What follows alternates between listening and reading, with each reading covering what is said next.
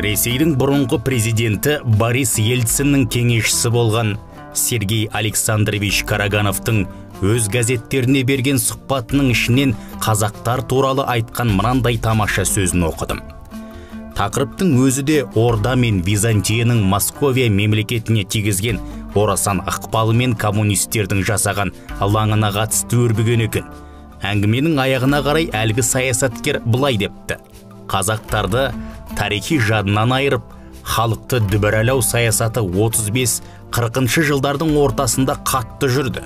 Сүттің бетіндегі қаймағы сияқты болған барлық интеллигенциясы осы жылдар түгел оққа ұшып, ұлт осыдан кейін үлкен тобырға айналып шыға келді. Жаңаша пайымдайтын, озы ойлы, арлы, мінезді ұлтшылдардың бәрін құртып, коммунистер жаңа биліктің айтқанын басшыл ғып қана қабылдайтындарын ғана қалдырды.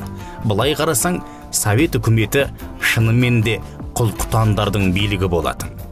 Ең қызығы, осындай сұмдық геноцид бұл халықтың ғасырлар бойғы бізге жасаған ықпалын бәрібір бәсеңдете алмады. Соғыс жылдары қазақтар баяғы бабалары сияқты тағы да атқа қонып, майданның алғы шебінен көрінді. Әрбір 10 оқтың 9-ы да Қазақстанда жасалғанын қалай жасырамыз?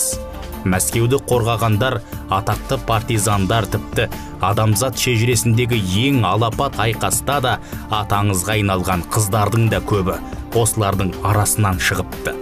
Ген деген өзі қызық нәрсе ғой. Халықты қанша қырсаң да оны жоқ қылып жібере алмайсың.